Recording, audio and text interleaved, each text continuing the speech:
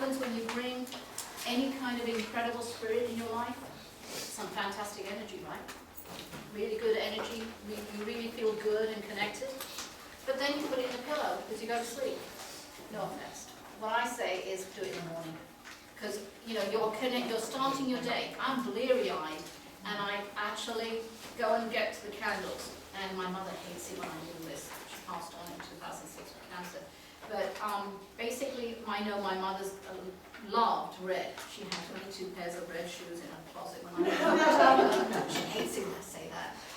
But anyway, she loved red car, red this, red that. Anyway, red candle for her. So this is the rule, in the morning, and this is something that's going to be very, very hard to do, and especially you, this gentleman over here, and that is to ask things for himself.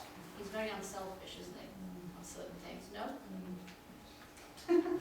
Anyway, basically, what I'm trying to tell you is, please, this is something that you can all do, and that is ask anything and everything. You think it's easy, but it's not.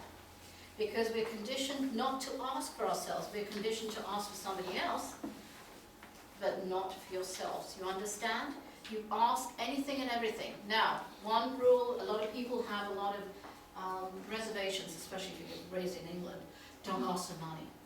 You know what? Money, you're not taking money away from anybody. It is a tool. Money is a tool. I asked for $42 billion because, quite frankly, I'm going to do, that's not, I am seeing it, quite frankly, because there are a lot of charities and a lot of work I want to do in the world. So, you know what? Ask for it. And if you don't, this is about caveats to all these rules. If you don't ask for it, you don't get it. All right? I don't think you have a problem with that. You really know what you want, and that's a good thing. Right? Ask for it, you don't get it. The other thing, be careful what you ask for, because they've got a great sense of humor on the other side, and guess what? You are all the butt of their jokes, okay? They have nothing else to do than to use you to have a good laugh. You ask for money, you're walking on, and you see a penny. What's your problem? You've got a penny. You've got money, all right? So be specific, all right? Try. And don't say, oh, I wouldn't mind $1,000 so I can pay my rent or something. Be a bit more expansive, a bit more creative, okay? So don't need to be so myopic with your requests. Again, if you don't, there was a situation in Carlsbad where a girl came over and her mother and aunts and everybody came over. She said, I'm desperately trying to have a baby. I said, well, great, you're going to be pregnant in November. This was last year. And she was so happy and everything. And I said, well, wait a minute, come back here. I haven't finished with you. But in July, after you give birth, you're going to be pregnant practically the next month. And she said, oh my God.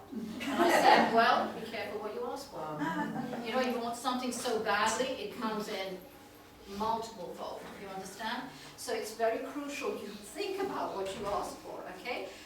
Next caveat is in their time, not your time.